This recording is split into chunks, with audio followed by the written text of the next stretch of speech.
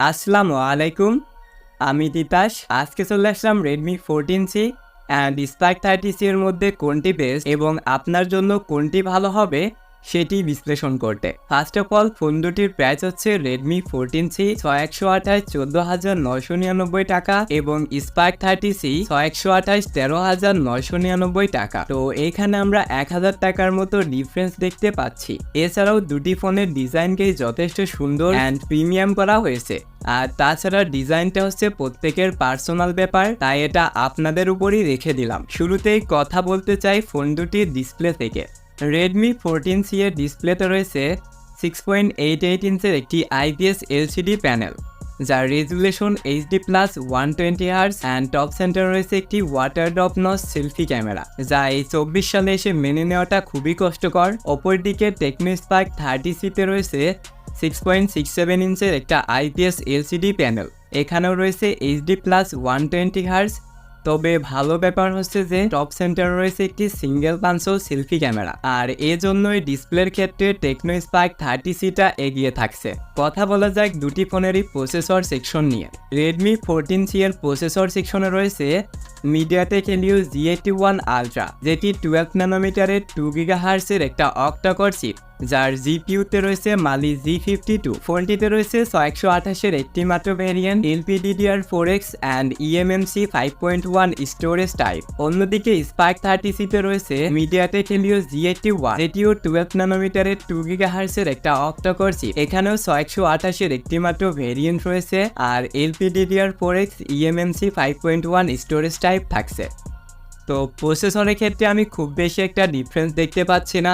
G81 Ultra আর G81 নামের মধ্যে পার্থক্য থাকলেও খুব বেশি একটা ডিফারেন্স নেই। রেগুলার কাজগুলো দুইটি চিপ থেকে ঠিকঠাকভাবে করতে পারবেন, সেই সাথে টুকটাক গেমিংও করতে পারবেন। তো প্রসেসরের ক্ষেত্রে দুইটাই ইকুয়াল থাকছে।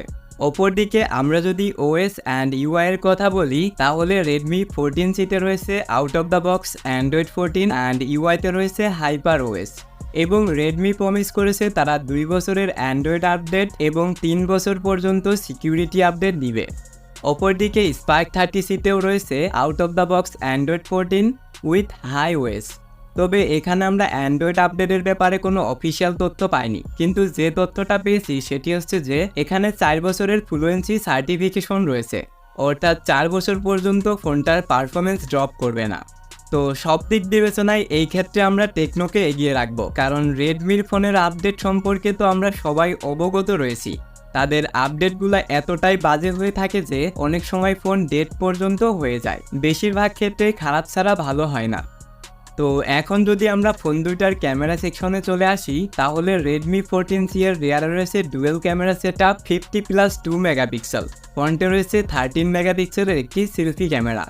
অপরদিকে স্পার্ক 30C-তেও রয়েছে ডুয়েল ক্যামেরা সেটআপ, এখানেও রয়েছে 50+2 মেগাপিক্সেল, তবে ফ্রন্টে রয়েছে 8 মেগাপিক্সেলের সেলফি ক্যামেরা। তো সেলফি ক্যামেরার দিক দিয়ে অবশ্যই Redmi 14C এগিয়ে থাকছে। আর দুইটি ফোন থেকে ভিডিও রেকর্ড করা যাবে সর্বোচ্চ 1080p 30 fps পার সেকেন্ডে।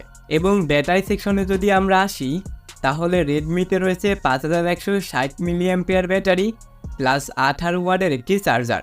অপরদিকে স্পার্ক 30C-তে রয়েছে 5000 mAh একটি ব্যাটারি প্লাস 18 ওয়াটের একটি চার্জার। তো ব্যাটারির ক্ষেত্রে আমরা দুইটা ফোনকে ইকুয়াল রাখছি, কারণ 160 mAh খুব বেশি একটা ব্যবধান রাখে না। তো এখন যদি আমরা পুরো ভিডিওটাকে সাম আপ করি, তাহলে রেডমি ডিসপ্লে এবং OS আপডেটে পিছিয়ে থাকছে, অপরদিকে টেকনো সব দিক দিয়েই এগিয়ে থাকছে অথবা ইকুয়াল থাকছে, যার কারণে টেকনো স্পার্ক 30C-কে আমরা এই প্রাইস পয়েন্টে বেস্ট বলতে পারি। এছাড়াও স্পার্ক 30C-তে রয়েছে ডুয়েল স্টেরিও স্পিকার, যেটি কিন্তু রেডমিতে নেই।